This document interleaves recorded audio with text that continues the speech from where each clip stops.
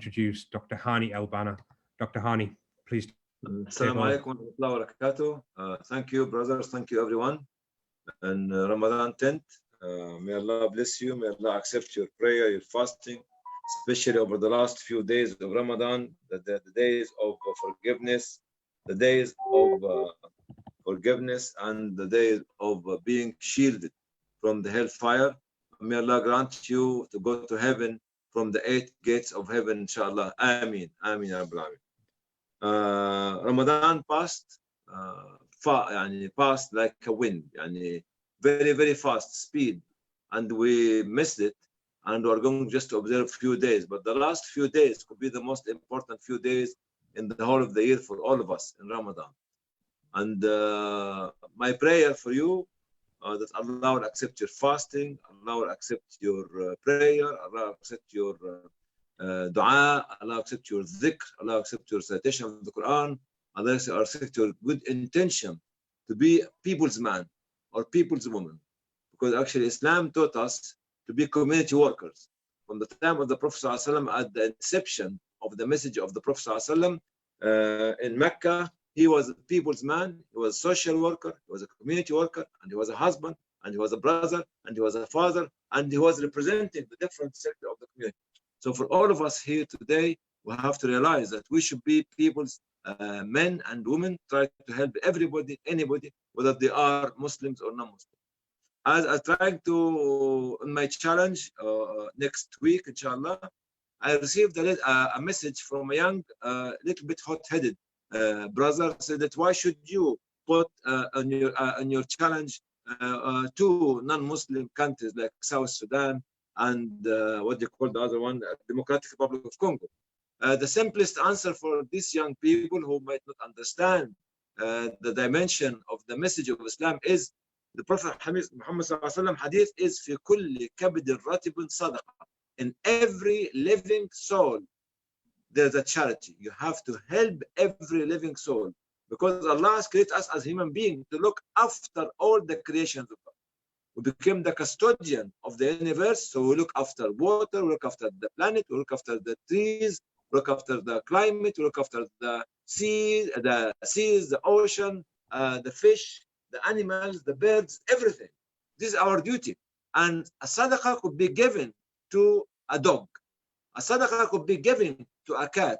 A sadaqah could be given to a tree. A sadaqah could be given to any animals or any bird. So our understanding of Islam is not like the brother who did not want me, or actually was a little bit surprised that I put some non-Muslim majority countries in my challenge. Yes, they are. They are human beings.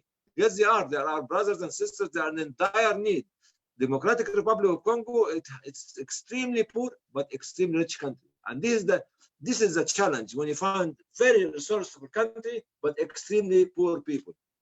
This is why we're doing this for Africa, inshallah. Charity does not start only at home. It starts from home and it goes everywhere. And I hope that every and each one of us today will end it by actually remembering the neighbors at the time of Corona. And I remember one of my daughters in London. She's looking after an elderly woman over 80. She's not a Muslim, but every day she goes down to try to give her breakfast, to prepare the breakfast for her, and to prepare the dinner for her. She was before Corona, she was in and about. But now, because of the age and because of the stiffness of the joints, she could not be able to walk. She needs hand holding all the time. And that's actually this. Look at your neighborhood, brothers and sisters. Ramadan is not only for Muslims. Ramadan is not only for Muslim brothers and sisters, for the neighborhood, for the people who needs your help, the people who might die in their houses, nobody knows about them, for the homeless, to keep looking after them and looking for them, for the disabled, for the blind people, for all these people in the community without making any distinction. Don't ever make any distinction. Don't ever make any distinction between somebody who is in need and he's a Muslim, somebody who's in need who's a non-Muslim. This is what actually the Prophet ﷺ taught us to welcome Ramadan. So the Ramadan will empower us, but Ramadan will empower us to do the community work, to charge our hearts for the whole year, So in every living soul, the charity means that don't underestimate helping any individual. Any individual.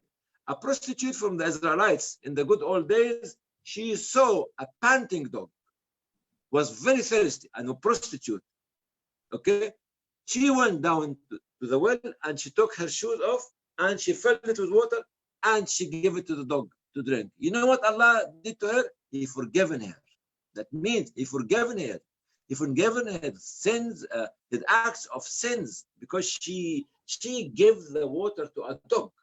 And this is the dimension of charity in Islam, and this is the dimension of community work for Muslims in Islam. A dog, a cat, a human being, a tree, a climate, everything. Well, we should be looking for what Allah subhanahu wa ta'ala created to serve us. Allah subhanahu wa ta'ala created, maybe the professor will talk about science later on, when He created all the galaxies and all these planets there, He created them millions of years before creating Adam, alayhi salam. What for? To prepare the land for Adam and for his children, for you and me. So He put everything for us to serve us. Don't abuse them. And that's why in the story of Noah, alayhi salam, when Allah decided to make the flood and to punish everybody on earth at the time, He asked them to take from every species two species, male and female, male and female, male and female. That's why I was building the big ship, the ark, with different levels. And people were wondering, what is this man is doing in the middle of no man's land? What is this? What is this? They did not know, because the knowledge of Allah was given to whom? Was given to Noah alayhi salam, who have been preaching them, or being trying to guide them for 900 years and 950 years, day and night, and they used to plug their ears, used to cover their head, used to make noises, not to want to see Noah alayhi salam. But at the end of the day, Allah subhanahu wa ta'ala saved with him those species which were going to serve Adam again, and serve Noah again, and serve all of us. So please, in every living soul, there is charity. Don't ever abuse a dog or a cat or a bird or whatever it is, or cut tree mercilessly. Look at what's happening in the Amazon and in the Bay of Bengal and in different African countries from this deforestation, which led to what we see nowadays. So I'm very happy to conclude by saying that Ramadan for us is not only fasting. Fasting is a personal issue. Is not prayer. Prayer is a personal issue. Is not reciting Quran. Reciting Quran is a personal issue. It is a community work, a comprehensive community work. And I remember hadith of the Prophet ﷺ, Abdullah ibn Abbas, when he entered the mosque of the Prophet ﷺ in Medina, he found somebody making Qiyam al-Layl in the middle of the mosque. You know what he told him in the middle of Ramadan? He told them, I have heard the Prophet ﷺ saying, the one who goes out the mosque to help and save and serve his fellow brothers or sisters, far more better than staying in my mosque making i'tikaf for a month or 2 or 3 months, depending on which narration of the hadith. You know, the prayer in the mosque of the Prophet is equivalent to 1,000 prayer in other mosque, and in Ramadan is multiplied. But actually helping, saving, sharing, caring is more important, because this is bonding the community, bringing them together, actually to stand up and to give them the hope of life for their life, inshallah. This is actually the teaching of Islam, not to segregate, not to divide, not actually to alienate other races or culture or religious background. People have different values to us. We have to accommodate them. And we have to help them. And my last few words for you is, young brothers, don't only read Quran, don't only read Hadith, don't only read Sirah, but understand. And when you understand, you have to comprehend. what you are understanding. And when you comprehend, you have to utilize. Then, and when you utilize, you have to extract the opinion of the great ulama and to see how can you give opinion for others. Don't just keep reading and say that, yeah, that's it. No, it's not. It doesn't work this way. If you want to know the knowledge, the proper knowledge of Islam, try to understand Arabic. Try to understand Arabic. I beg you, try to understand Arabic. I'm not saying this because I'm originally an Arab, but because the difference between the Arabic language in its vocabulary and the proverbs, there's no comparison. English language could be up to 600,000 proverbs and vocabulary. French, 160,000. Russian, 135,000. The Arabic, you know how much? How many? The proverbs in the Arabic? 12.2 million. 12.2 million. There's no comparison. There's no comparison. I'm not trying to be superior. No, I'm trying to be realistic. And all the Quran is in Arabic, and the Hadith is in Arabic, and the teaching of the Prophet ﷺ in Arabic. So I will conclude by saying, Jazakumullah khair. I pray for all of you to be victorious at the end of the month, to be very good to your neighbors. Please, please, please, as the Prophet ﷺ said, ما زال جبريل يوصيني بالجار حتى ظننت أنه سيورثني. Jibril was insisting to let Prophet Muhammad ﷺ look after his neighbor. Even Muhammad ﷺ thought that Allah will decide to give my wealth to my neighbor, and the inheritance, my neighbor to inherit me. See, this is how. And the next door neighbor to the Prophet ﷺ was not a Muslim, as you understand, was a Jew.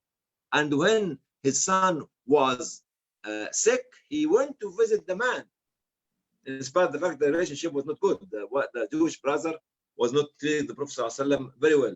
And he went to visit the sick man, the sick young boy, and to give him advice and guidance. This was the neighborhood. Neighborhood. Don't ever think about whether he's black or Muslim or Christian or Hindu or Sikh or anybody. He is my neighbor. If something wrong will happen to me, he will come at my doorsteps before the ambulance or the police come to save me. Jazakumullah khair. May Allah bless you. I'm open for any discussion and for any question. May Allah bless you, and Ramadan Kareem and Eid Mubarak, inshallah. Assalamu alaikum wa rahmatullahi wa barakatuh. Thank you very much, Dr. Hany, as always. That was really inspiring, and it set the tone for what today's theme is. It is about faith and solidarity, and we will have questions for you, Dr. Hany, and for the Faith and Belief Forum. I've got one question before I do hand over to the Faith and Belief Forum, just about your walking challenge. When is it, and how prepared are you for it? Inshallah, it will be Friday, next Friday, 12 noon, for 4 miles. Inshallah, what I ask you to do for me, 2 things. First of all, pray for Allah to let me to finish the walk. Physically, I don't know what I'm going to be on that day. I'm not making any exercise. I'm not an exercise man. I'm not a sportsman. I'm just a disc man. Just number 1. Number 2, try to raise as much as fund as you can, because in Africa, there's more than 513 million people are hungry. 419 million people, their income is less than $2 a day in the sub-Saharan Africa. 390 million people does not have clean water supply, and 239 million people are undernourished. 22.8% of the African actually are malnourished. And this is why we should stand up. In the world, every second, there's an individual dying every second, a child dying every 5 seconds, and every year, with 33 to 36 people die every year. 5 or 6 of them will be children. Why are we standing for Africa?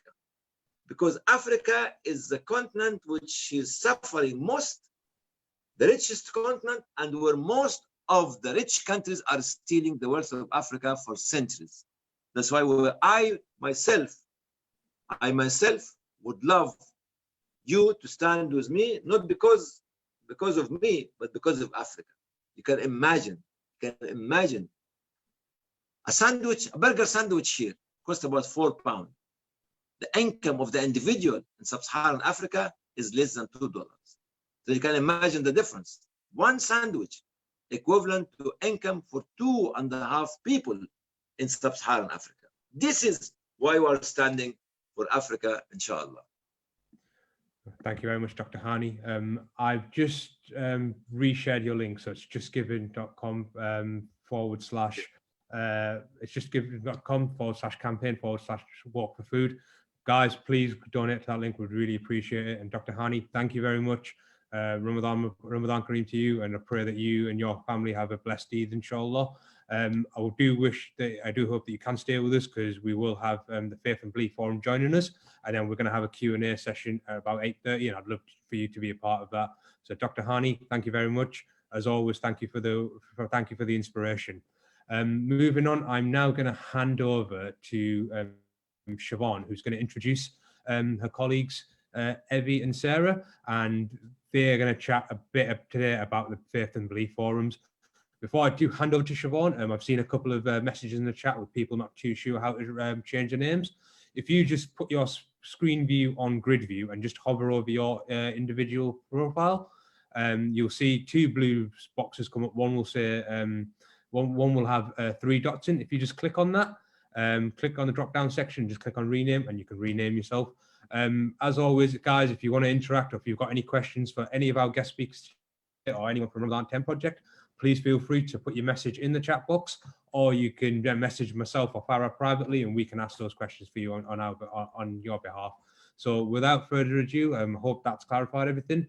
I now want to hand over to Siobhan. Thank you very much, Siobhan. Great, thank you, Ahmad, and thank you everyone at Open Iftar for inviting us at Faith and Belief Forum to be part of this event this evening. It's a real honour to be here, and also to be speaking alongside Dr. Hany Elbanna. It's amazing to hear him speak.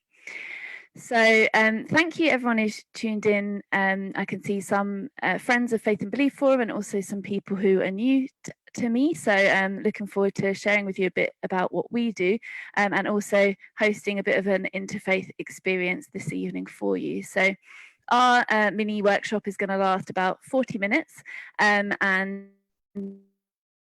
my screen now, and I will tell you a bit more about our organisation. Okay, it would be great if folks could give a thumbs up if you can see that presentation. Yeah, okay, great. Just getting used to the tech and stuff. So the Faith and Belief Forum are an interfaith charity. That means our goal is to bring people together from different faith and belief backgrounds to build positive relationships and to work together. And we've been doing this in the UK for over 20 years now, and we work with over 20,000 people every year. You might know us by our previous name, Three Faiths Forum. We used to work with Three Faiths, but we have in fact worked with people of all different backgrounds for many years now. In terms of myself and my colleagues who we're going to be interacting with today, I work in the communities team at Faith and Belief Forum, which means I work with adults of different ages, running various programs, events and trainings. And I've been working in interfaith for around 5 years now. I'm also joined by my colleagues Sarah and Evie, who you'll be hearing from during this session.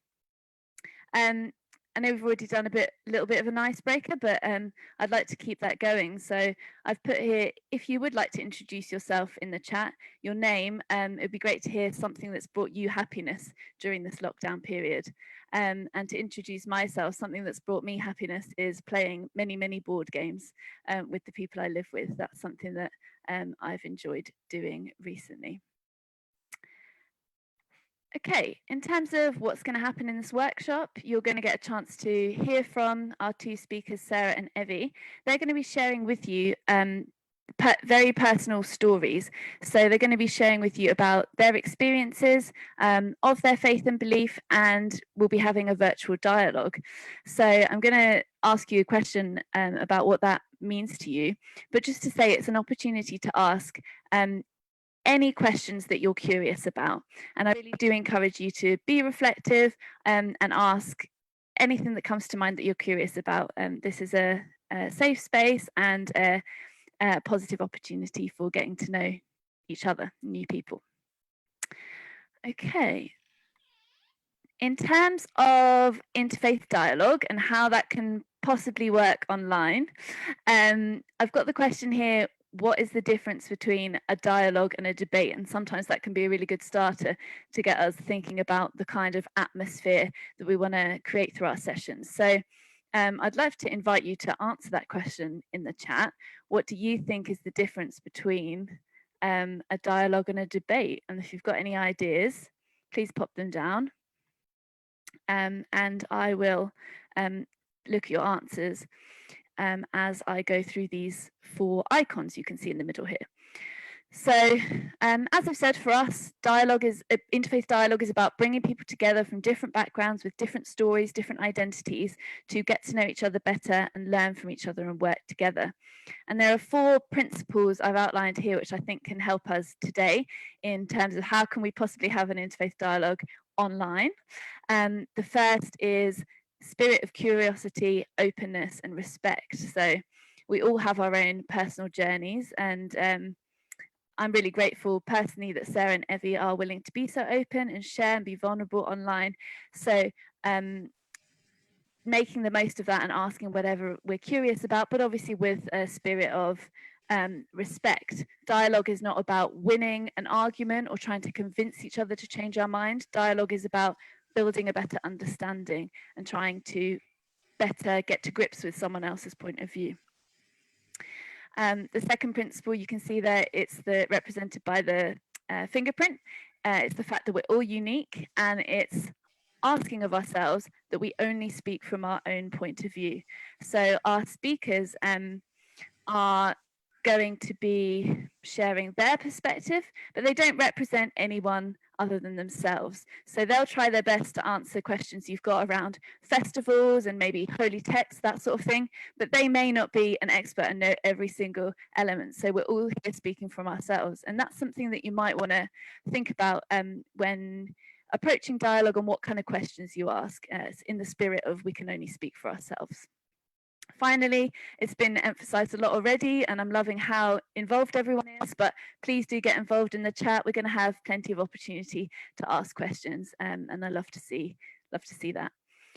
And the 4th thing, and I know we've got support from the Open Iftar, the Ramadan tent team, is keeping ourselves on mute unless invited by the hosts, because that can get a bit hectic in an online dialogue. So those are some of the those are some key principles for having a meaningful dialogue. Let me see what folks have written in the chat now. So Larissa has said, for me, dialogue is about understanding the other person and bringing that into a conversation. Debate is about a specific question or topic, and you don't necessarily show yourself as a person in a wider sense. Oh, that's really interesting. Yeah, I like that philosophy. So this is really about today, about trying to understand someone as a whole person, or as widely as we can, getting a wider sense of them than maybe arguing on a specific topic. That's interesting. Thank you, Larissa. Okay, so that was just my little intro. I'll stop screen sharing now. What's going to happen next is I'll be inviting our first speaker, which is Sarah, to share with us for 5 minutes. And I would just ask, counter to some of what we've already been saying, actually, while Sarah's speaking, if you could try to give her your full attention and not type in the chat. Bit counter, but just for 5 minutes. And that's because she might be sharing some stuff that's quite personal and it could distract, but there's going to be loads of opportunity to ask questions after that. So maybe prepare your questions, but don't hit send until she finishes sharing. I think I've said everything I wanted to at this stage. Let me just have a quick check. Yeah, great. Okay, so Sarah, I'd love to invite you to share something with us. Thank you. Hi, can everyone hear me okay? Great. Okay, well, this is definitely a first. I used to share my story live in front of people. So Okay, I'll start anyway. So hi everyone, my name is Sarah. I live in northwest London in Stanmore, and for any of you that aren't aware where that is, it's the stop right at the end of the Jubilee line, north. I'm 34 and I am Jewish. Judaism is one of the Abrahamic faiths, and it's a monotheistic faith, which means many Jews believe in only one God. When I was growing up, my parents were very involved with our synagogue, which is the Jewish place of worship. I saw them volunteering and I went to lots of community events there. As a child, I attended the youth club, which was a space for other Jews my age to hang out and play games. And I had a close group of friends from my community that I'm still friends with now. I knew people at the synagogue and I always felt welcomed and at home there. Through being involved in my faith community, by volunteering as I got older with younger children as a youth leader, I realized I wanted to work with young people in communities, and that helped me decide ending up going on to study youth work and teaching at university. So there are lots of different strands of Judaism, like in many religions. I was brought up as a Reform Jew. So being Jewish for me is a big part of my identity, but I'm not particularly religious in terms of practicing all the traditions and laws. I don't attend synagogue that much to pray, and I wouldn't say I'm that religious in a lot of my beliefs. So I was brought up Reform, however, my grandparents are Orthodox.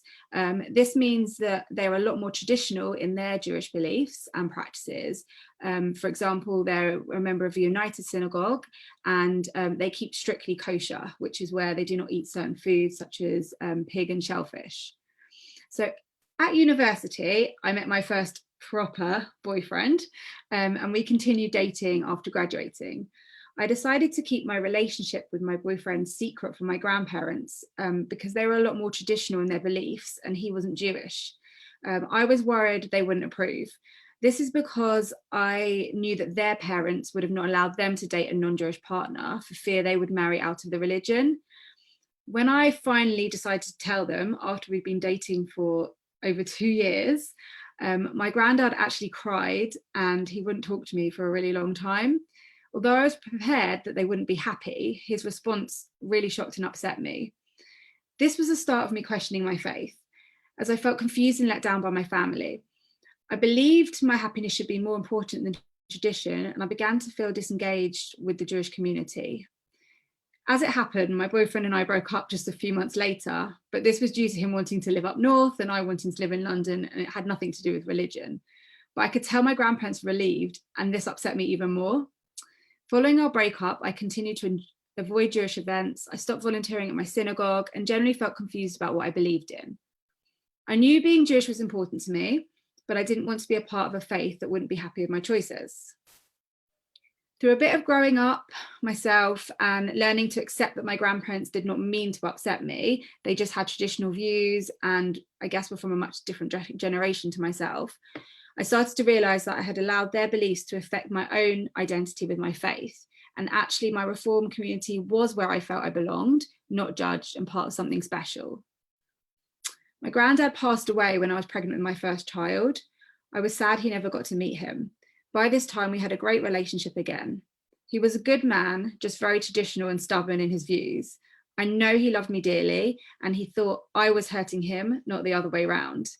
We actually named my son in his memory, giving my son my granddad's name as his middle name. I met my husband at an event run by my synagogue for young adults, which was a quiz night. He is Jewish by birth and his family are Jewish, but he is not religious and he wouldn't describe himself. Actually, he would describe himself as Jewish by history and as agnostic. He's not really sure if he believes in God or not. We got married at my synagogue, and I'm now very involved in my community again. I actually went on to run the young adults group who we met through, and more recently, since having my 2 children, I've moved on to running a young families group, organising events for young Jewish families like myself. This is really important to me in helping my children get a positive experience from the community like I did when I was growing up. I really enjoy the community and culture of being a Reform Jew.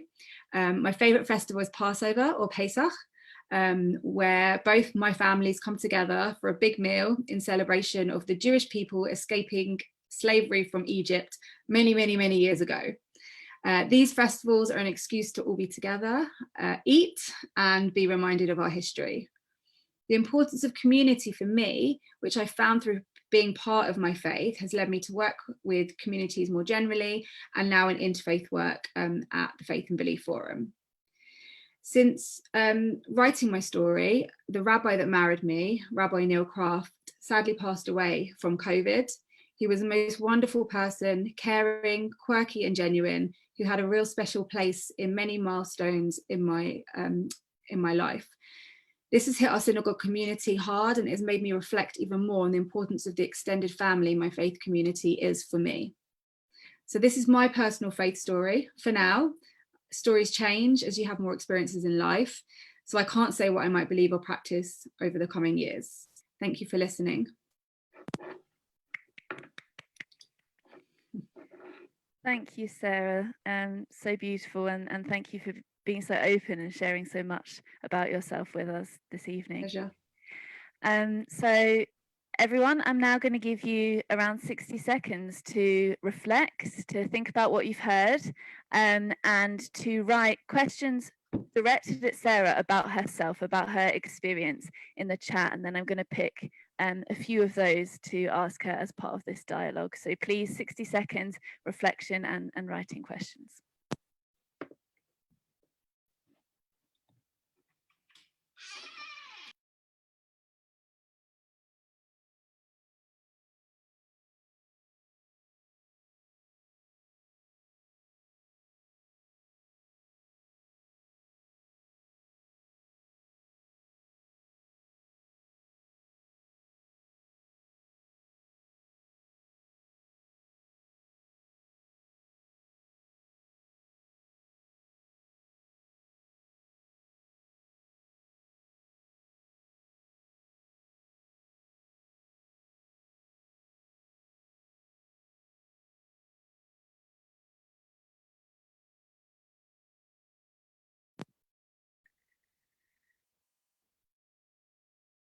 Okay, another 10 seconds or so. I can see some questions are coming in, which is lovely.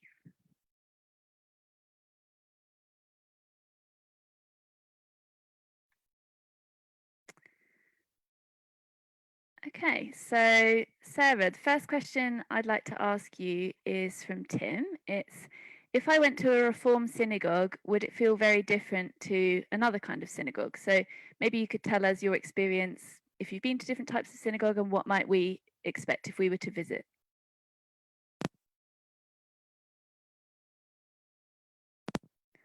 Oh yes, you're muted. Thank you. I couldn't unmute myself. I had to wait for the host. Yeah, hi Tim. I can give it a go. Obviously, it's from my experience. So, maybe it'd be useful just to explain what the synagogue is like in what my Reform synagogue is like as a starting point. So, in my Reform synagogue, the men and the women sit together.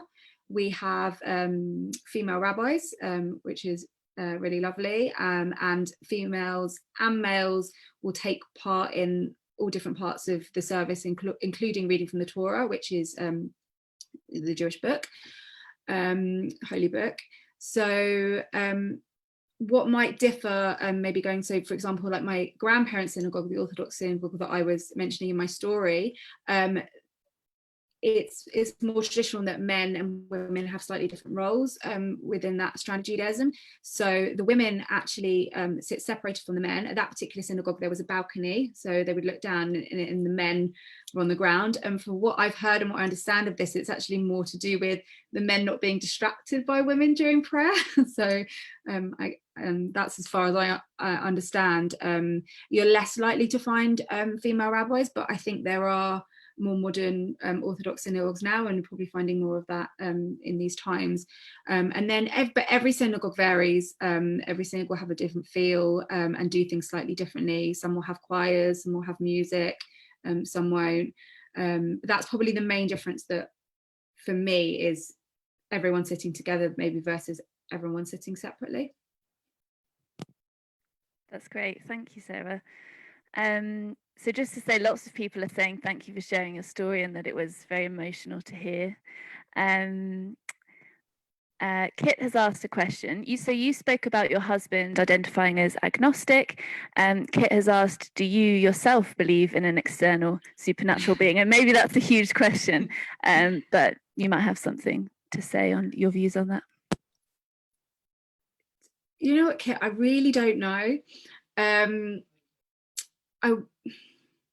I could almost describe myself as agnostic as well, because I'm definitely questioning it.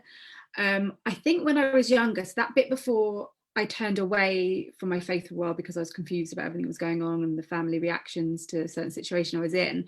I think when I was younger and I was very involved in the community, and I was going to like the Sunday school and I was teaching at that point, I think I probably then believed in God more, but I wonder how much I questioned it. I think as I've grown up, I've questioned it more. I believe in something. I don't know if it's the God of the Torah or of the religion, but I believe there's something there that's more than just us. I guess that supernatural thing that you're talking about. Yeah, if that answers it at all, but I'm still unsure exactly about God. Huge question. Thank you. Okay, let's ask one or two more because there's loads of great questions coming in. So Nick has asked, do you think your experiences with your faith have influenced how you raised your children? I do actually, because as I said, when I was growing up, my parents were really involved in the community, and so was I, and there was a lot of values I believe I learned through being involved in my Jewish community, which I'm sure are really similar to all the good in every other faith and belief out there. So I think that has had an impact. Things like treating other people how you'd want to be treated, and loving your neighbor and respecting your parents. My parents actually watching this video, so they might disagree, and that's the way I hope to raise them. And I think, I'm getting them involved in not so much the synagogue, but in the community life of the synagogue as much as possible at the moment. That sense of community and spirit and charity and things that are around being involved, my synagogue particularly. So I think it is influencing that. I think I'm also trying to give them experiences so they can make their own decisions when they get older. So I've started doing a few more of the traditional cultural things like the Friday night dinners, in my own way, lighting some candles and recognizing it, so they're getting that experience. Yeah, that's great, thank you. One other question which jumped out to me was from Joan, and again it's quite a tricky one, but I wondered if you had any advice for anyone listening who is dealing with similar situation to you faced, where maybe family are not accepting of their choice of partner or have different views to them in some way that's kind of important to that individual.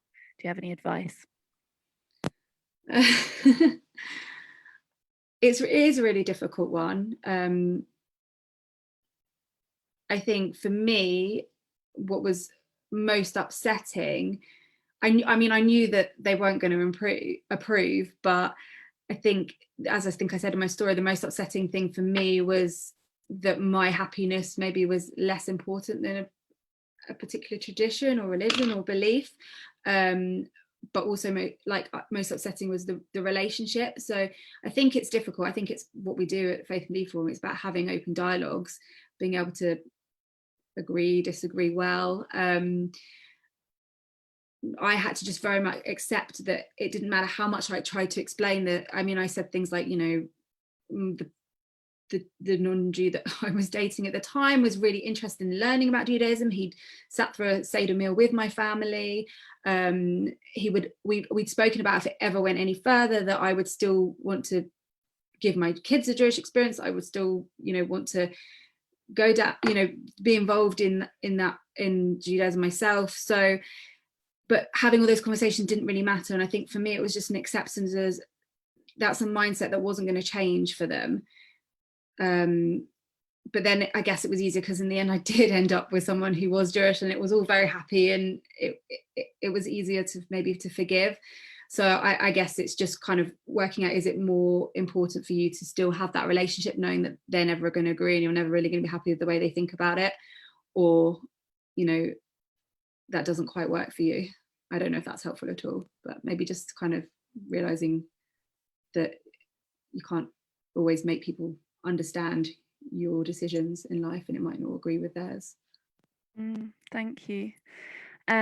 Before we end, I'll end on maybe a simpler one. Earlier I shared with the group something that had brought me happiness over this lockdown period was playing board games. What has brought you happiness during this lockdown period, Sarah? I've been doing a lot of baking and eating, but every person's birthday is an excuse to bake something, because I feel like I'm then doing something and I can go drop round a cake on their doorstep. So that's made me happy. That sounds fabulous. Thank you. Okay, thank you, Sarah. It's been great to interact with you and hear from you. And I'd invite everyone, if you want to use that clap emoji and thumbs up emoji in the reactions to give Sarah a big round of applause. Thank you, Sarah. Okay, and now I'm going to invite my colleague Evie to join us, and we're going to follow the same format, which is that I'm going to invite Evie to share with us for around 5 minutes, and while she's sharing, if I could ask you to not type in the chat, just in case that might be distracting to her, and then let's kick off loads more great dialogue as we have been. So Evie, are you there? Yes, I'm here. Hi, Shemai. Hi, Evie. So are you ready to share with us now? Great, thank you. And thank you, Ramadan Tent Project, for having us, and Dr. Hany for a lovely talk, and Sarah. It's nice to hear your story again. So hi everyone, I'm Evie. I'm British Cypriot. I grew up in North London and I currently live in Brussels in Belgium. When I was a baby, I was christened in the Greek Orthodox Church, which is a type of Christianity. My family were not particularly religious, but we attended church regularly with our extended family and for special occasions like weddings. And it was also the site of my Saturday Greek language school, so I performed national commemorations there too. I was quite religious as a child for some reason, with a little cove in my room for holy books and icons. And throughout my childhood, the values I had learned that Jesus taught, like loving others, not discriminating or judging, frugality and selflessness, were really important to me to attempt to cultivate. But this notion of Jesus was probably influenced more by my Church of England mainstream schooling than by being Greek Orthodox. And as I grew older, I became really passionate about the resolution of the Cyprus problem, which, crudely put, is the national conflict between two communities on the island of Cyprus, Turkish Cypriots and Greek Cypriots. And in my studies and in my work, I was striving for peace and understanding between the people of my home island. But studying Greek and Turkish history taught me that one thing driving us apart, as I understood it, was our ideas about our national identities and the institutions who formed and upheld those ideas, including the Greek Orthodox Church. I began to see divisiveness and even racism within the church, I knew, and its narrative, even if those ideas definitely weren't supported by everyone connected to it. And this made me really uncomfortable, and it caused me to turn away from the church.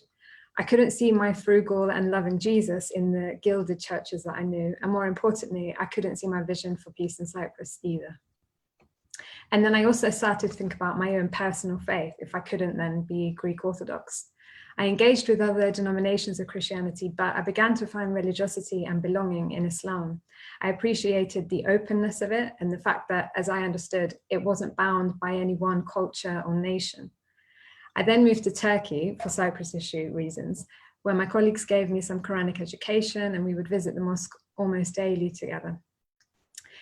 And when I then moved to Cyprus, I often found myself going to the mosque when I wanted to be close to God, to be grounded and directed. And I brought a prayer mat from my home, and I found a local mosque, which was actually, it was also quite culturally Cypriot, and I began to feel really at home there every week. However, through closer engagement with the Cyprus problem on the ground and with the communities that it involved, I understood that the legacy of British colonialism meant that our political, national, and religious identity was sometimes often entwined or conflated. So I have a Greek name, and I lived in the south, which is also known as the Greek-speaking part of Cyprus. And these things often dictated how I was perceived. So even though I spoke Turkish, and at times in my life I had identified more with Turkish than with Greek culture, and even though I went to a mosque more than I went to the church, etc., when, for example, getting into facilitator teams for peace education workshops, I'd be put with the Greek Cypriots. And once in a government building, I had to swear on something for legal reasons. I was offered a Bible to swear upon without even being asked. And I began to think that even if I did convert to Islam, it would be difficult to keep it as personal as my relationship with God felt. I then moved back to the UK, and I saw how, aside from the Cyprus context, certain institutions or groups were, in my eyes, attempting to politicize Islam and profile people. And seeing this made me really uncomfortable, and it made me really reluctant to, in a way, appropriate Islam as an outsider. And because I didn't yet have full religious conviction, I didn't feel comfortable dipping in and out of what was people's everyday lived reality, something that they grew up with and shared with their family. And that year I began fasting for Ramadan. After a few days, waking up for the morning meal while my family slept made me feel quite torn and confused and a little bit pretentious. Also at that time, I joined the Faith and Belief Forum, where I learned from my colleagues that a person's lived experience of their faith, no matter how convoluted or inconsistent, is valid. My family still attend church for Easter, and they celebrate Christmas, and it's incredibly important to me to be a part of that. I love celebrating Easter, actually. I also stopped blanket judging the whole faith, the Greek Orthodox faith, based on history or some unsavory speeches by certain church leaders. And I began to focus more on the people, on my Greek Orthodox cousins, for example, who aren't nationalists, or whose personal beliefs actually lie more in atheism or spirituality when you talk to them. So in conclusion, my personal faith journey continues, and I really look forward to going back to my local mosque in Cyprus. But I'm also more comfortable now identifying as Greek Cypriot, firstly because I realized that who I am is not only how I feel or what I believe, it's also largely how I am seen and how society treats me. And secondly, because it's also what I celebrate and who my people are. What is visible does not necessarily have to mirror what is invisible. Thank you very much for listening. Thank you, Evie. Thanks so much for sharing. So many important issues you touched on there, and I'm really looking forward to seeing what questions folks come up with. So again, I'm going to give people 60 seconds to reflect and spend some time thinking about what you've heard, and feel free to write some questions in the chat for our dialogue as well.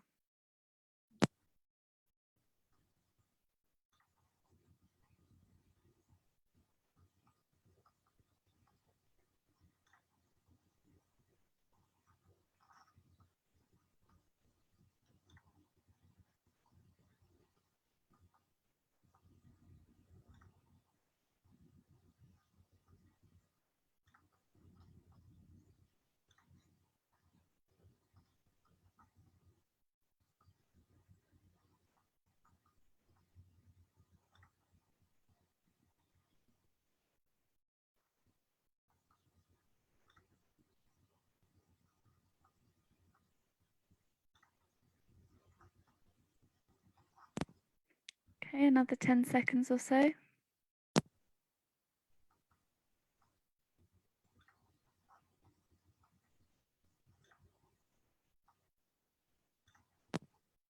All right. So thanks everyone who's got involved in the chat so far, and please do continue to contribute. So Evie, the first question that jumps out to me, and I feel really lucky that I'm in the position of choosing these questions. I'm so sure some people are looking at the chat going, no, Siobhan, you're picking the wrong ones. I'm sorry, I'm trying to choose a range. So the first question is from Hannah, and it's, what is the faith and belief landscape, I guess, like in Brussels? So how have things changed for you since you've moved to Brussels, and are there any places of worship, for example, or communities that you're connecting with there? Thank you, lovely question. So when I first got here, I noticed an interfaith bookshop, or a bookshop that seemed to cover lots of different faiths and beliefs, and also interfaithy stuff. And I was really looking forward to getting to know who was behind that bookshop. Unfortunately, it didn't happen because I wasn't here for very long before lockdown. However, I did find a local church in my area, which I think is Catholic, and I'm not Catholic and I've never been Catholic, but I've always really valued having a place that for some people is a place of worship that is accessible to me too, and I can share in and appreciate the stillness and the spirituality of it. And again, unfortunately, I wish I had gotten to know more people in Brussels, but I haven't yet. And I know that kind of some neighborhoods are more majority Muslim and others more Christian. And hopefully, if I have the opportunity, I'll know a bit more one day. But yeah, don't have much to offer there, unfortunately. Thank you. Oh, I've lost my question. Oh, yes. I think you mentioned the phrase personal relationship with God. I think you said that, yeah. And Mariah has asked, how did you come to find a personal relationship with God in the midst of that difficult political context? And again, that's not an easy question, so I appreciate that. Thank you, Mariah. It was always very separate for me, and it's always been a very personal thing. And I guess what was always complicated was how it just couldn't ever be entirely personal unless I kept it strictly within my own room, which is more or less what I do now. And I think, yeah, so for example, when I was more and more interested in Islam, and that became a bit more visible to the people around me. So, you know, if I went home and I wasn't eating pork, it was always political because of what I was saying about the conflation of all the different identities. So, you know, I might get asked, for example, oh, so are you Turkish now? Even though it had nothing, you know, my kind of relationship with Islam had nothing to do with being Turkish. I hope I've understood the question. I'm not sure if that's. Yeah, I think that answers it. It's just anything around how what was your relationship with God affected by that difficult political context, I guess, is another element to the question. In that sense, no. My relationship with God, and it feels weird to speak about this to, you know, more than one person, has been affected by perhaps difficult life experiences, but not by politics, you know, the politics of Cyprus themselves, or by anything I was seeing. In fact, if anything, you know, those places of worship, even though they might have been perceived by people outside them as quite politicized and political, never felt that way to me. And the people inside them weren't as, you know, interested as people in my work, for example, about the conflict or what's happening. And so in that sense, I found it quite easy to maintain a relationship despite, you know, what was quite a difficult situation for people. So I hope Thank you for sharing. Someone, their name is Jess here, but I'm not going to assume that their name actually is Jess, we don't know, has asked, why do you love celebrating Easter? Because you mentioned that you love Easter, and how is it different for you this year? Great question, thank you. Non-Jess, perhaps. I love celebrating Easter because it's one of the main family gatherings of the year, and it's the one that's usually with the better weather. But also because I've always loved the church service, the main church service that I've known. There's a kind of midnight mass, I guess, in most Greek Orthodox churches. Mass isn't really the right word, but on the Saturday night before the Easter Sunday, there's a moment where all the lights, at least in all of my experiences, the lights go out in the church, and then the kind of word that Jesus has been resurrected travels through the church like a candle. And so you have this moment where the lights are out and everyone's holding a candle, and because I can't see anyone, I always feel very much like the people in the room are sort of everybody who's ever celebrated this, and that really connects me with people in my culture or people in my family who are no longer here. And I love that moment. And this year it was quite interesting, and you know, my heart really went out for the first time properly to people who live somewhere where they can't celebrate their festivals outside their home, because even though I've lived sort of in different places and not necessarily in places where Greek Orthodoxness is a big thing, I've still found somewhere to go and celebrate. This year we were at home, which was still lovely. We streamed a service, we dyed some eggs, we made soup, we Zoom called my family and smashed the eggs, which is like a traditional competition, and had a really nice time. So yeah, I enjoyed it. Thank you. That sounds really moving, being in the church and all the candles. Yeah. I think it's almost time for us to start summing up. So I'll ask you the same question that I asked Sarah, which is, what's something that's brought you happiness during this lockdown period?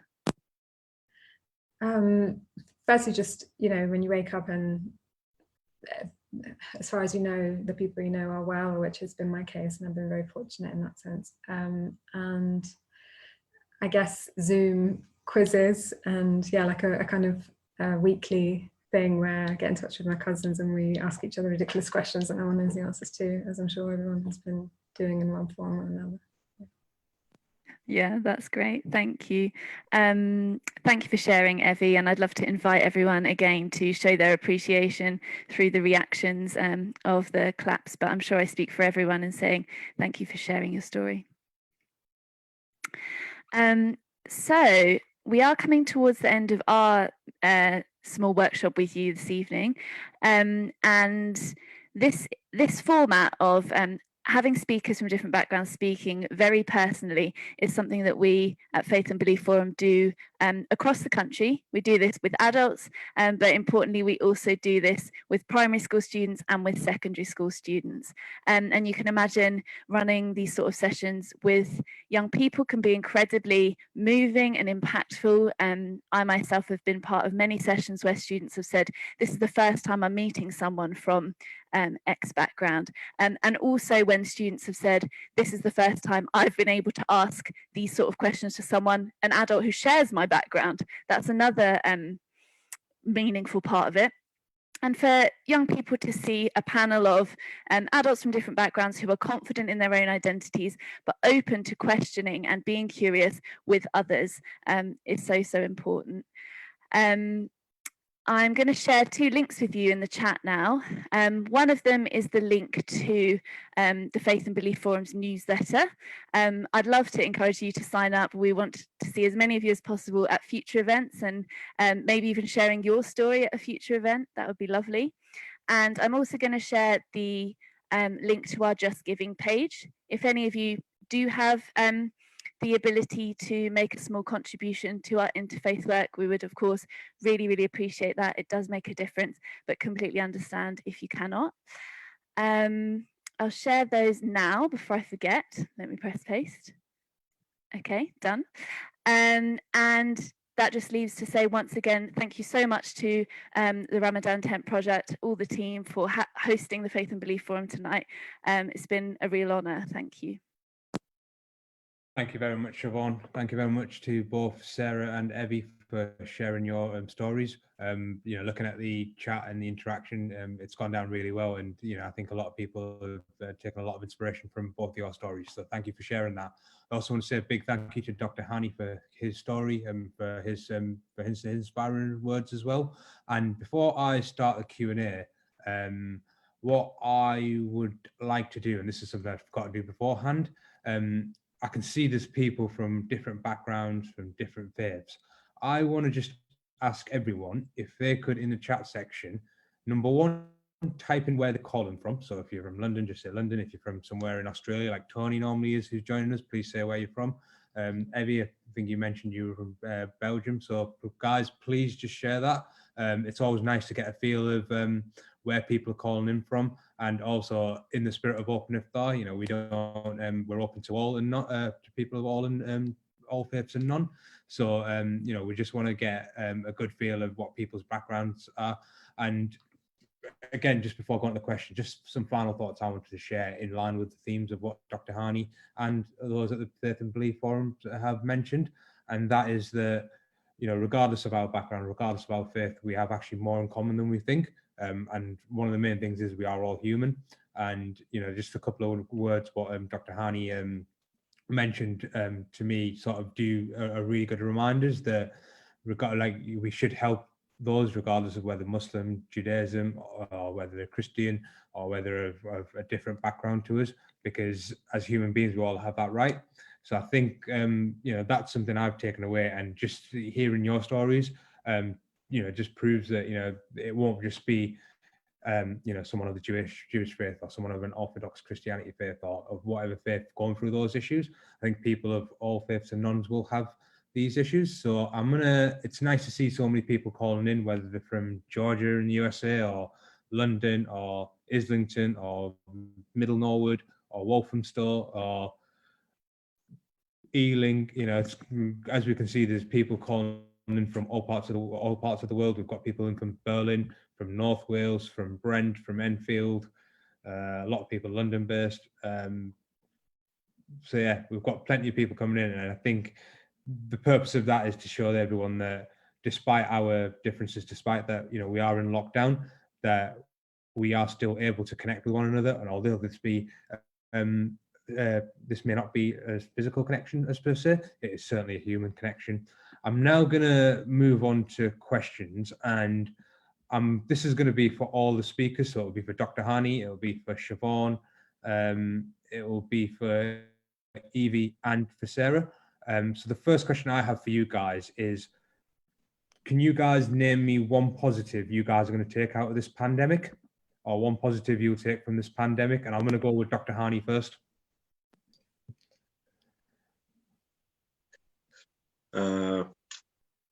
It reminds us of the basic principles of life. It reminds us how much waste that we make every day. Wasting our time, wasting our resources, wasting our efforts. It reminds us to reflect back to God, actually, which quite often we forgot about Him. It reminds us that we found that we might have the money, but money cannot do everything for us. We might have the technology, but we don't have the companionship. Companionship is to a human being like us is a natural instinct, and we are losing it now because of the social distance. It reminds us to think who I am, what's my purpose for life, to life, because I'm scared. I'm scared of death, and death is surrounding me. It reminds us to look positively at the needs of the people who might sometimes look at them miserably and say, oh my God, look at them. Okay? All these reminders as a positive side of it. And more positive things is to try to feel that connecting with one another is more important than isolating one another at home, actually. And that's what we are doing now with the Zoom and with other meetings. And it reminds me that actually a lot of young people now stop wasting their time like they used to do before. And I don't want to make it a religious reminder, but a social reminder. It reminds me with the value of my parents, the value of my brothers and sisters, which I cannot see them, I cannot hug them, and I cannot shake their hands anymore because they're not allowed to come to my house. It reminds me of the value of the family principles. The family, the value of the neighborhood, the neighbors, which I sometimes look down at them, but now even I cannot talk to them from a shorter distance like it was before. All this reminder for me is a wake-up call by God to all of us. God has given us all these facilities and it's slipping out of our hands, unfortunately. But a little miserable, even you cannot see the virus because you need electronic microscope to see the virus. Scaring all of us. Scaring all of us. More powerful than the mighty army of the American Navy or the British or the French or whatever collectively. Because this army stopped people from going out from China to America and from Sweden to South Africa. The fear, the horror of death, now we are facing it. It reminds us that my life will be ending very shortly. Because every day, even when I sit up with my wife, when I look at my Facebook sometime in the morning to see if there are any messages, I always write condolences. And my shock is most of the people who are dying are young people. That's why I'm shocked. And this closeness of death to me is a big wake-up call, not only for me, but for everyone. Thank you.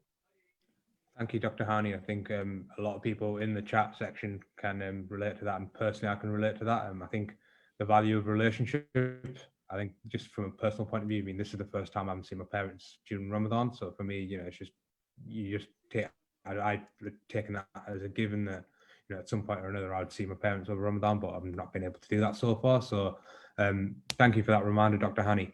Siobhan, do you want to answer, give your input on this? Sure. I think personally, again, it's about not taking things for granted. So my health and the health of my loved ones and being able to see my loved ones. I think for work, it's around being open to technology and how amazing things like tonight, this Zoom call, we're all being connected. Yeah, it's going to make me look differently at how I can make my work more accessible, I think, and how to use tech as a tool to reach people further than just London. Thank you for that, Siobhan. Evie? It's maybe, yeah, maybe a negative positive, but just the fact that it's raised awareness around frankly, like fairly lowly paid workers who are so essential, and also just what, you know, people have, the responsibilities that people have at home, parents. I hope that, you know, coming out of this, whether governments recognize it or not, maybe the public are a bit more aware of, yeah, those kind of professions and how valuable they are. Thank you for that. And before I move on to Sarah, just for you, Evie, just a sort of a question from me, just out of curiosity. How have things been in Belgium for you? I mean, I've obviously seen being in Wembley and being in London, you know, things have been on lockdown. Have things been very similar in Belgium? Have they been a little bit looser? Do you mind just sharing that with us? Of course, I think they were similar in the beginning, or similar projections at least. And unfortunately, at some point, Belgium had the highest death rate per capita in Europe, at least. But now, fortunately, they're phasing out lockdown because the rate has fallen. And so businesses are opening, shops are opening, I think hairdressers as of this week. People can meet up in groups of 4. And then around about June, schools and restaurants and things will be open as well. Thank you for sharing that. And what has been the mentality of people coming out of lockdown? Are people now more grateful than ever in that part of the world? Is there been a sense of appreciation for one another? I mean, I only ask this question just because, and I always have this joke with my southern friends, that me being from the north of England, we always say good morning to each other, where everyone in London just doesn't look at each other or acknowledge each other on the tube. One of the things, you know, well, one of the nicer things I've found is that people have been more neighbourly, you know, whether it be something simple as, you know, clapping on the balconies or clapping on the doorsteps for the NHS and the key workers. Has there been the same sentiment in Belgium? I think, so I've only been out once since the lockdown was eased, and I did see people wandering around kind of eating ice cream, which is quite nice to see, you know, people relaxing, and there were families gathering in the square of the church that I mentioned, and kids running around. So that was nice. And I think I did sense, I don't know if it was my projections, that people were really grateful to have that opportunity just to be relatively near each other and to sit on a bench and that kind of thing. But I also know from news, not because I don't know that many people in terms of their personal testimonies, that the lockdown played out quite differently across different areas, you know, in terms of how police treated citizens and or residents and things. So I can't, yeah, I suppose that's my area, but I don't know how reflective it is. Thank you for sharing that, Ivy. I'm going to move on to Sarah. If you don't mind giving your input on the first question I asked, which is, what's the one positive you'll take from this lockdown? I think one positive is quite difficult, because listening to everyone else sort of giving their answers now, and I think I've got 3, but I don't want to be greedy, and I'm not normally a very positive person either, so yeah, this has really helped me reflect.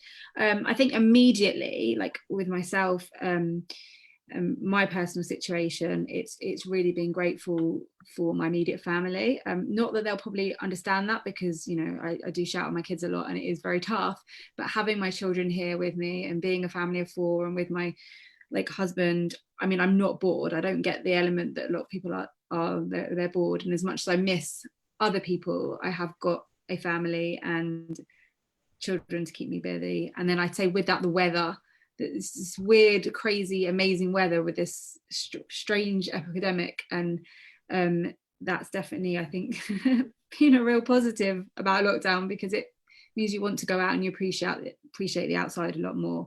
And then I would just say, I'm being greedy and I'm going for 2, but something kind of adding on to what Siobhan was saying about being online and getting online, I've really seen some real positive things that can come out of this.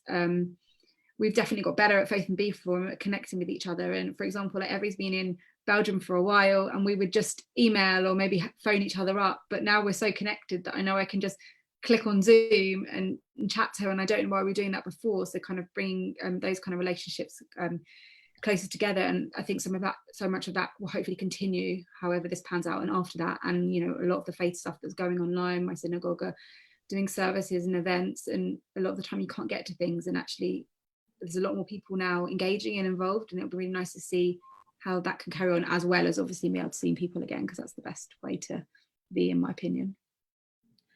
Thank you for that, Sarah. And just again, I've got a question for you more personally, and this is again just for my curiosity.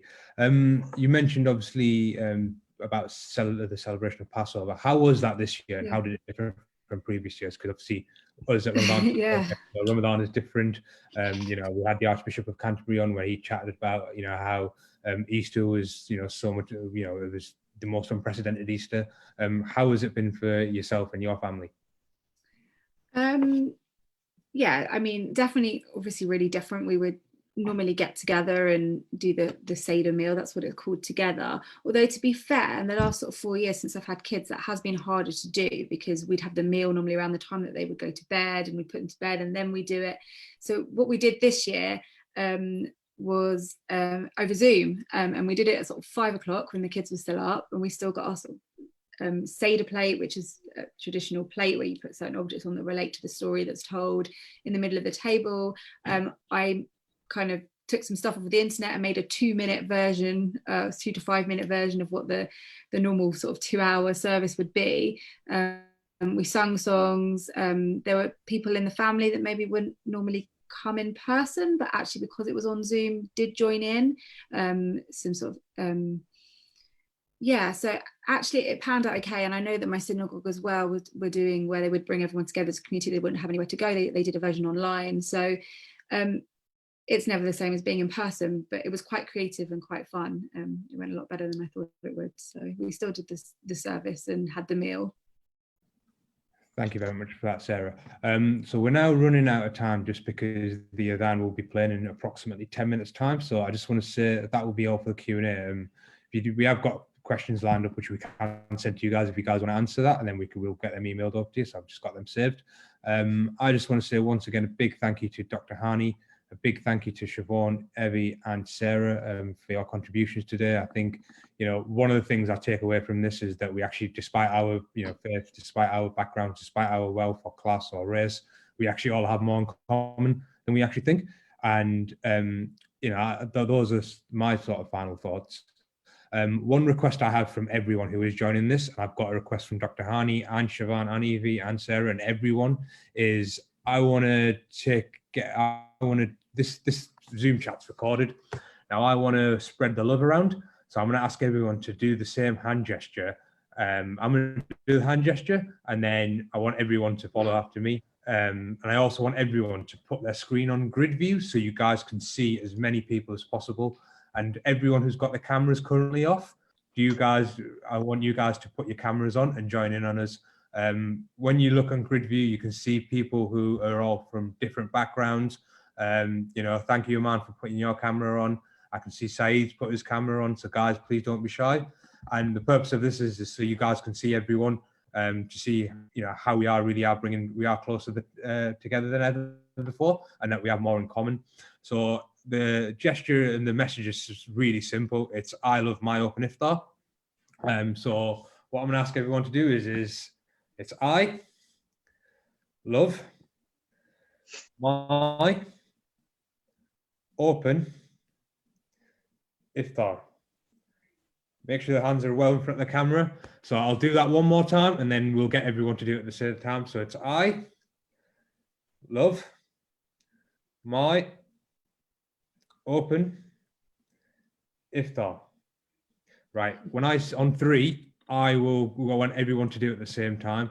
So 1, 2, 3. I love my open iftar. Thank you very much, guys. I really appreciate that. Thank you, Dr. Hany. I'm so glad I've got you to do that. I'm definitely going to spotlight that video and share that on our social media this evening. So please do look out for that. I just want to say once again, thanks to everyone joining in. Thanks for all the interaction. Thanks for, thank you to the Faith and Belief Forum for supporting Ramadan Project and also sharing, and in particular to Evie and Sarah for sharing your stories. They were really personal stories, but really inspiring stories. I'm going to ask Ibrahim if you can start sharing your screen and share Dr. Hany's link. We do have, before I chat a little bit about the Adhan, we do have a call for action. So as Dr. Hany mentioned, he's going to be doing a 4-mile walk to raise funds for those in Africa. So the link is justgiving.com/walk for food. It's on your screen, so I really appreciate you guys if you guys could donate to Dr. Hany. As mentioned, Dr. Hany is a pioneer in the charity industry, and he's been a great supporter of Ramadan 10 Project. So we feel at Ramadan 10 Project, the least we can do is just promote this because it is such a great cause. Dr. Hany, I wish you all the best. I'll do dua for you and make supplications for you that you achieve what you want out of this and you finish this safely. And that you do have a blessed and a fulfilling Ramadan and Eid, and to your family as well. I also have another couple of requests for people. So on the next page, we do at Ramadan 10 Project have a survey, and as I mentioned before, our sort of ethos and mission is to bring communities together to better understand each other. And we feel that this is our duty to do this. And for us, we believe that, it's our duty to serve our communities. And for us to best serve our communities, we need to understand our communities. So we have a short survey, which we would ask people to take part in. And the website is openiftar.co.uk/survey. This is a short survey just so we can better understand the communities that we serve, and so we can continue to improve on our services and continue to bring communities together to better understand each other. We'd really love your feedback. So if you think me as a host I need to be better and need to up my game, by all means, please tell me so. If there's anywhere we can improve, or if there's any certain topics we can talk about, please, put it to that survey.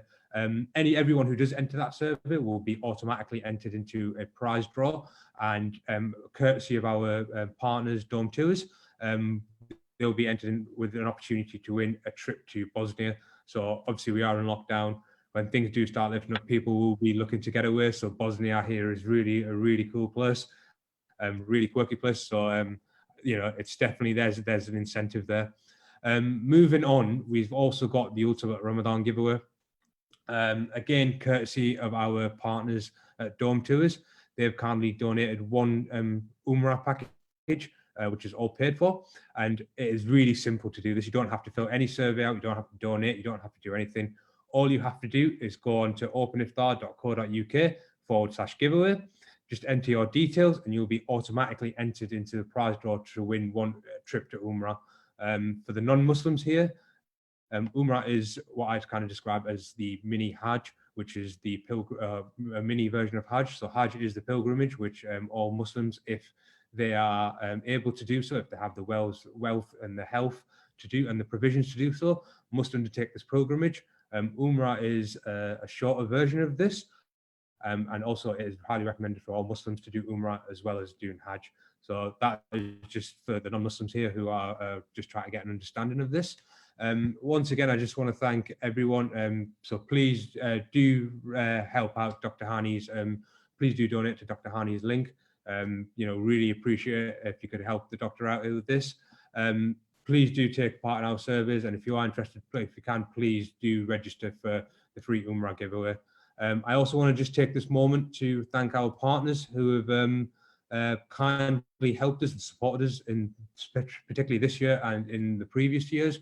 So those are the Muslim Charities Forum, Hellman's, the Victoria and Albert Museum, Launchgood, who are our official fundraising partner, the Football Association, the Natural History Museum, Dome Tours, the Baltic Museum in Newcastle Gateshead, the National Zakat Foundation, the Muslim Council of Britain. I want to say a big thank you to Asma Khan and Darjeeling Express. I also want to say a big thank you to Shamil and Navid and the whole Dishoom team, and also a thank you to the British Library. Also, a big thank you to the Faith and Belief Forum for contributing to today's virtual iftar, and also for supporting us. And always, as always, a big thank you to Dr. Hany. Thank you for your inspiring words. Before we've got 3 minutes now, or 3 minutes to go till the adhan, which is the call for prayer. I am going to be quiet, sort of in the minute leading up to the call for prayer.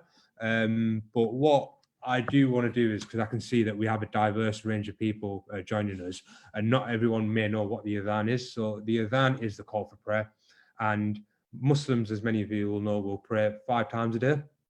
And we are now approaching in London, especially the Maghrib prayer, which is the sunset prayer. And this is the moment when Muslims will break their fast. So this is the Fajr prayer, which is the first prayer of the day, which is the morning prayer, or the prayer at the first break of light, is when Muslims stop eating and drinking. And during daylight hours, Muslims will fast and will have self-control and not have any food or water during that period. But in a few minutes' time, when the call for prayer does play, you will see that will be the opportunity, and that will be the moment where Muslims will break their fast. The prayer itself is spoken in Arabic, the call for prayer. However, when you see the video, you will see that there is a translation, so everyone can understand what the prayer is calling for. And I do encourage everyone to watch the whole prayer video to get a better understanding of what the call for prayer is. There are now a couple of minutes left. I want to take this moment to take this time to self-reflect. I want to ask everyone who is joining us this evening, whether you are joining us via Zoom or Facebook Live, to just take this moment to make any dua or supplication or prayer, or just take this moment to reflect. It's always good to reflect, whether it be the situation you're in, or reflect about the environment you were in. So we've got less than a minute to go, so I'm just going to say on behalf of myself and everyone at Ramadan 10 Project, thank you. Please do stay for the adhan video, which will be playing in less than a minute's time, and just spend the next few moments reflecting or making any prayers or supplications. Thank you very much.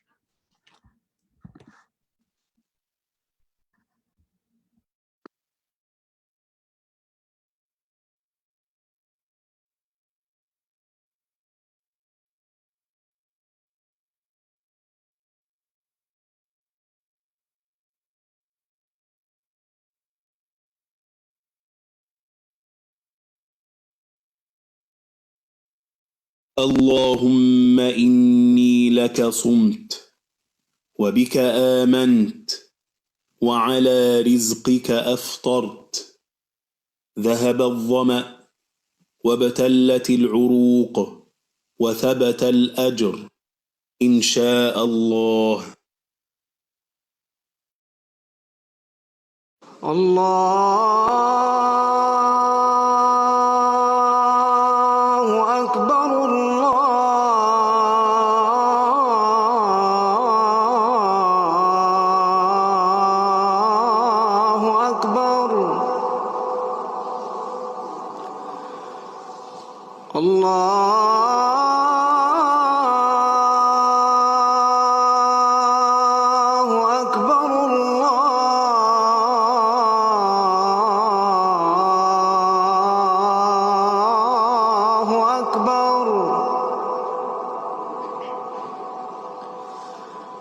أشهد أن لا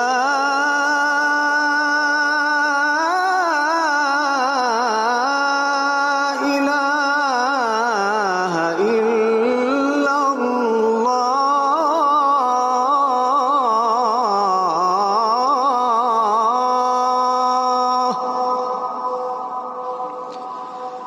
أشهد أن لا إله إلا الله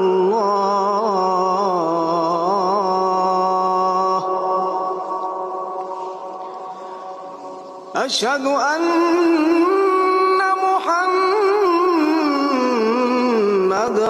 رسول الله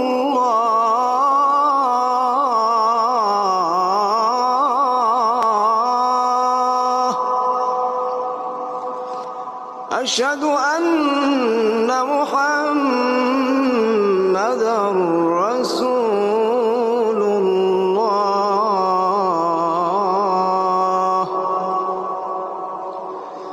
حي على الصلاة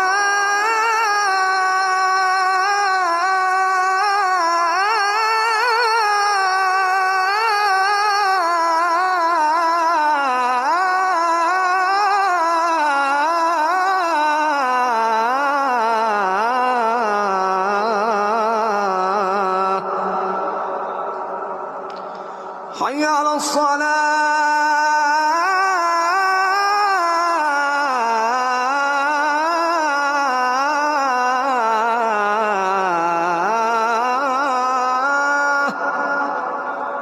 حي على الفلاح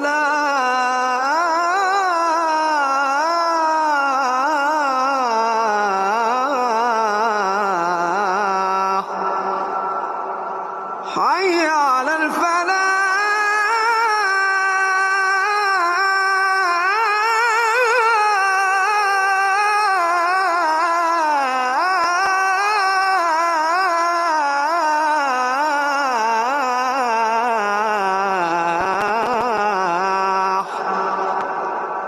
الله أكبر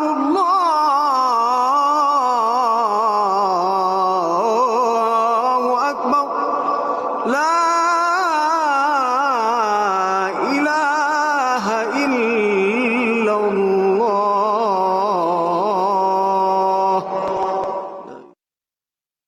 اللهم رب هذه الدعوة التامة والصلاة القائمة آت محمدا الوسيلة والفضيلة وابعثه مقاما محمودا الذي وعدته إنك لا تخلف الميعاد.